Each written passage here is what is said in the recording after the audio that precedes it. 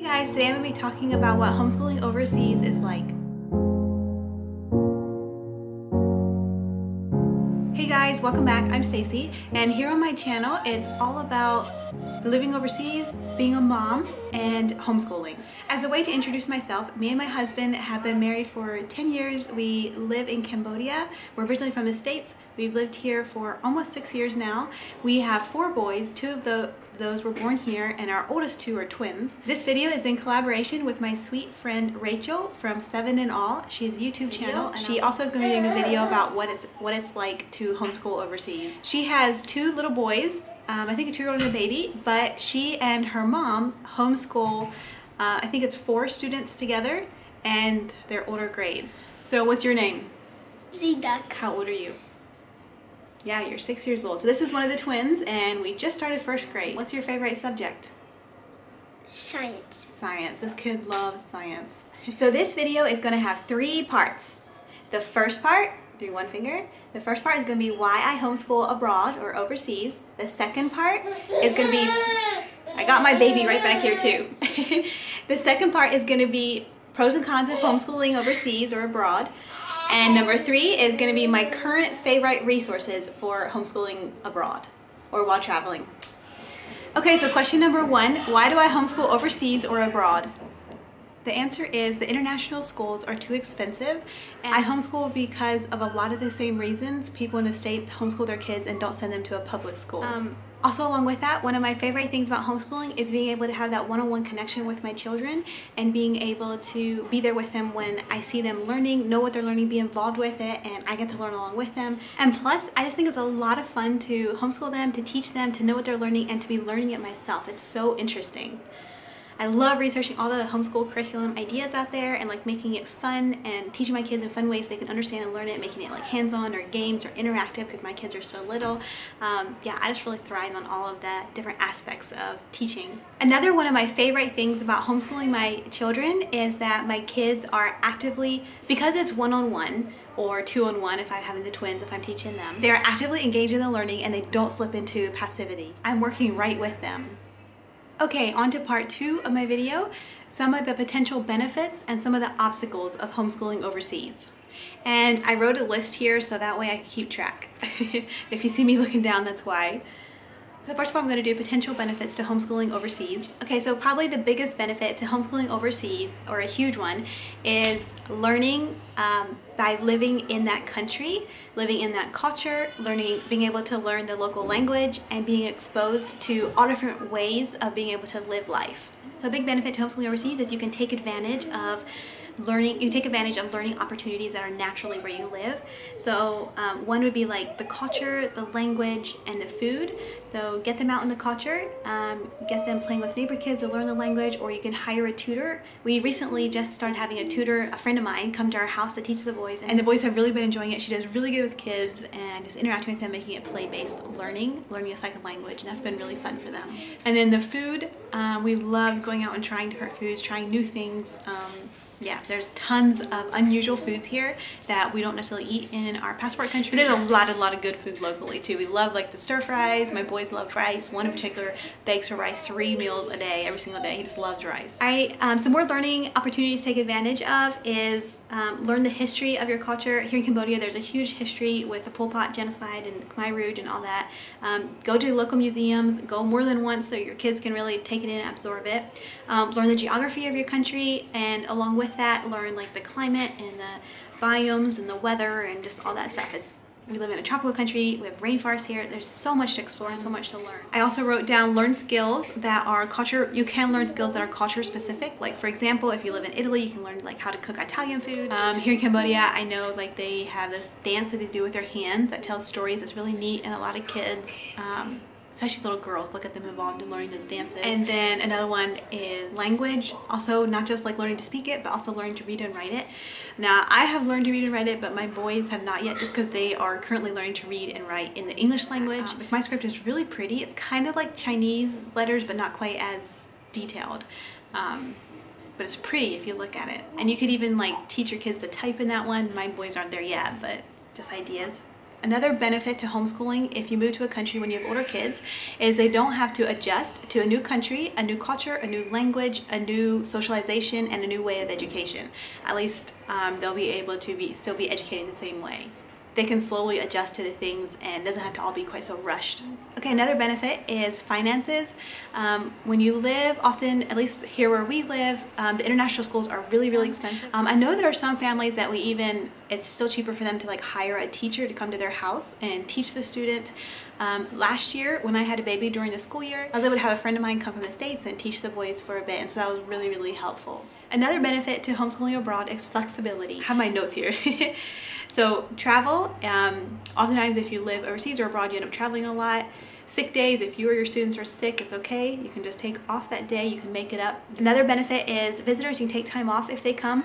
Often when you live this far away from your passport country, visitors are coming from your passport country and they may stay for a longer period of time, like a week or two, and then you may not see them again for a year or two. So during that time, you really want to soak up all the quality time with that person or people as you can. And so you can skip school, you know, play games with their grandparent, show them around your country, show them your life, show them your market, all that kind of stuff, and make really good memories, and then just resume school again once they leave. Another one is home assignment. You can take off if you need to.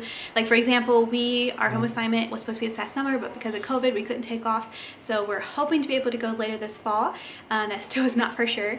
And so I started school early. That way we could possibly take off for 3 months while we're traveling on home assignment and then come back. We'll probably just have to go next summer a little bit to make up for that. We'll see. And holidays is another big one because you have holidays from your passport country and you also have holidays of your host culture, and you want to honor both. And so with homeschooling, you can pick and choose which one you want to take off more time with and which ones you want to take off less time with. Okay, another big benefit is it takes less time. So typically you can homeschool your kids in just a couple hours, maybe half a day, and then you have the other half of the day to go out and delve into your local culture, or if you're maybe involved in ministry or work, you've had time then to go with your kids and be involved in that, depending on your circumstances. So it takes less time to educate them, but they're still getting a really fantastic education because of that one-on-one. Okay, another benefit to homeschooling overseas is you can build your English library. So if you have like a literature-rich curriculum, those books can double as education, but they also can work as entertainment. So depending what kind of books you'd be bringing into your home. Sometimes in your host culture, it can be hard to find good quality books that are in English. And so a lot of times people will bring books in their luggage, or they get like a Kindle if you have older kids who would be into reading more like chapter books. Okay, another benefit is dialogue or talking with your kid. With kids, when you move to another country, there are constant, I think kids in general, but especially like third culture kids being raised in a country outside their passport country, they are oftentimes processing stuff, how this is different than this, and how their home culture in their house is maybe different than the culture right outside their door, their neighbor's culture. And so they're processing. And so with homeschooling, you get a lot of time to talk with your child and help them process these thoughts. Like example, while you're working in the kitchen cooking food, while you're cleaning up the school area after a day of school or whatever, you're right there with your child. You have a lot more time with them to be able to be talking with them, having these conversations, and helping them process these differences. Okay, another benefit to homeschooling when living overseas is, let's say you live in a village way out in the middle of nowhere and there's no schools there, your kids can still get an education. Okay, and then some more benefits I think are a lot the same as if you were homeschooling in your passport country, or for me in the States. I'm gonna have a list here. You have the potential to have a tight family bond. You can be learning together, which I think is really fun. You have flexibility in what and how you teach. You can tailor it to each individual child, like if they have special needs or they're really good in math and not so good in reading, you can tailor it to their needs. Another one is discipleship. You play a huge role in your child's spiritual formation, and the teacher to student ratio is fantastic. Okay, and now moving on to obstacles when homeschooling overseas. So a big one is packing books in suitcases, getting books and curriculum to your host culture. And since when flying, you have limited luggage and weight in your luggage, so this is always a big one. And a lot of times people get like Kindles and stuff like that to get books on, but it is still really nice to have actual physical books, especially when you have little kids like mine, and especially when it comes to like school books, textbooks, stuff like that. Yeah, we're always trying to like pack a little bit of books in each of the suitcases along with a little bit of clothes to just kind of even it out. Okay, another obstacle to homeschooling overseas is the heat, the mold, and the dust. So where we live anyway, it's really hot and really humid, and so we have found that like the spine of our books, sometimes they just simply fall apart, like the glue comes apart, and I think it's because of the heat and also the moistness. We'll have mold. I have a Bible, one of my favorite Bibles, that there's mold growing on the cover. It had like a leather cover on it, and it's just like mold growing on it, and it's gross. And then another big thing is dust. Here in the country we live anyway, the pollution is really, really bad. There's a lot of dust in the air, and in one day's time, like, we have to sweep and mop our floor almost every day, or some people do it more than once a day just because it gets so dirty. And then along with that, like, a layer of dust is just covering our books pretty much all the time. I'd be like constantly cleaning to keep dust off all of our books, and so that kind of makes books not seem so shiny and fun and inviting. You just kind of get used to having dust covering everything after a bit, or cleaning a lot, or you just get used to it. Okay, another potential obstacle, depending where you live, people, your neighbors might think you're odd. It might be unusual to homeschool in the culture that you're living in. Another one is the neighbors might think that you think that the local schools simply aren't good enough. Another potential obstacle is socialization. I've talked to quite a few moms who they have to be pretty intentional about developing relationships, developing friendships for their kids. And along with the socialization thing, one huge benefit to homeschooling is oftentimes you do homeschooling, you know, only a couple hours a day, like half a day, and the rest of the day the kids can go outside and play with neighbor kids, and so that's a lot of socialization right there too. You may feel pressure that you aren't doing real work if you're homeschooling your kids. You as the teacher may feel inadequate, but I would counter that with you're their mom or their dad. You've been teaching them since they're an infant. You know that child and care for that child. You will be a better teacher for that child than pretty much anyone else. If you need like help, if they need special education and stuff like that, don't be afraid to seek it out. You can often do Zoom calls and stuff with certified special ed teachers and stuff from your passport country if you need to. Okay, another obstacle, you may feel that you're just a stay-at-home mom. Homeschooling pretty much forces you to be a stay-at-home mom. It may make you feel like you can't get out and do much. But let me just counter that with saying, again, homeschooling doesn't take all day every day. You still normally have at least half a day to get out and do whatever you want. Okay, another obstacle is it can be hard to draw boundaries between school, homeschool, and work or ministry. And it sometimes can be hard for neighbors to understand that. All right, that's all for the obstacles. I know I feel this way, and also with my expat friends that I've talked to who homeschool and live overseas, a lot of them maybe feel inadequate or like they aren't doing enough, or the work they're doing, it doesn't matter. And I think even if you're homeschooling living in the States, this can apply to you. So I have a little thing here that I want to read. Your main work for a season maybe is educating and training your children. Give yourself permission to take your job seriously. Ask a friend to pray for you and for your homeschool specifically. And then also communicate clearly with your husband in his role. If you want him to help teach classes, you want him to be the person who disciplines, and I think really important one, at least for me, is for my husband to be very encouraging and enthusiastic about our homeschool, and yeah, just to be able to say lots of words that are encouraging. Another thing that's really helpful if you're homeschooling overseas is find a community. And I touched on this earlier already. A lot of times, or at least for me, how it worked is I went on Facebook and was able to find some homeschool community groups in our city that we live in. And some of them were more like co-ops that were for older students, which I don't have older children, and then some of them were more for younger and like more like play groups. And so I am a part of a play group, and then there is also a homeschool group for young kids that I may be joining, I'm not sure yet. But that has been a huge benefit for my kids to be able to build friendships with English speaking kids. That's been really great for them.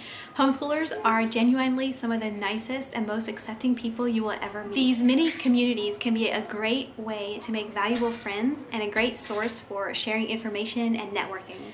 Another one is be realistic. So every day is not going to be this glorious affair with all your kids sitting calmly and quietly and listening to you.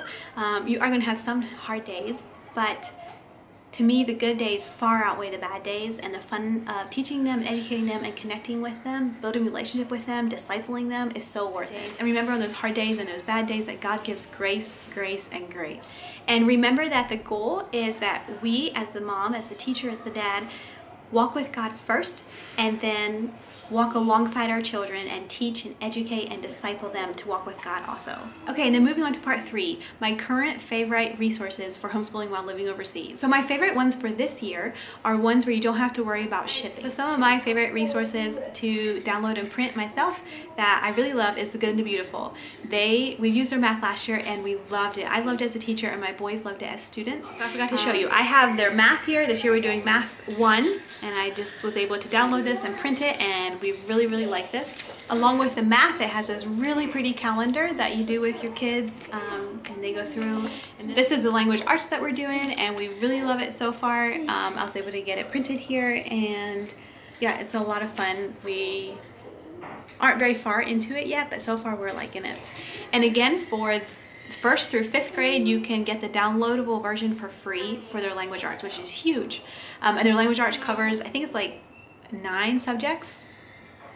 I'd have to check on that, but it's a lot of subjects just covered in the language arts, so that's really, really great. This is their handwriting, and I know a lot of people like the Good and Beautiful handwriting. They have, it's not just copying words, but they have, with every lesson, they have like either a picture you color, something you draw, something fun you trace.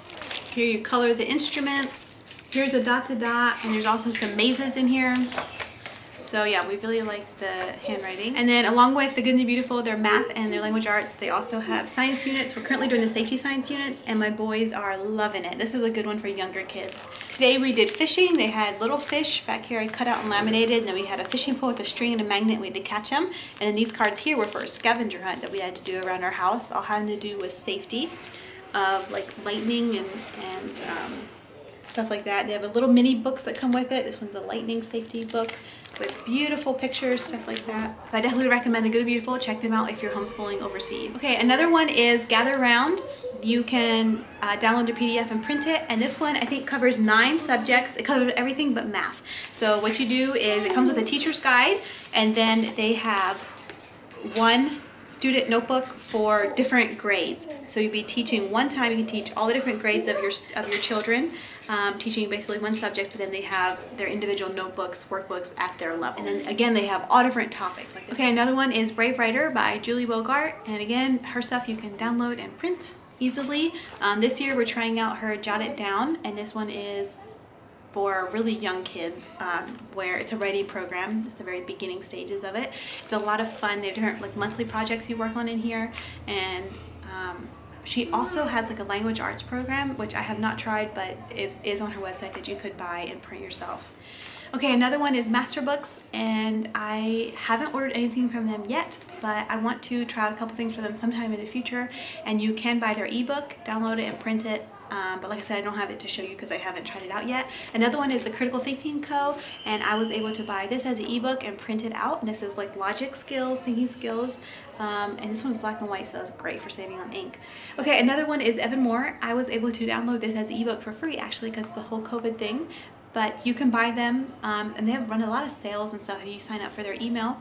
And you can print them. This one is just a daily fundamentals, and it's fun like independent worksheets that takes not much time at all every day. And then this one here is CLE, which is Christian Light Publication, and they have really mini little light units. I think there's like 10 books in a series. This is their Learn to Read series.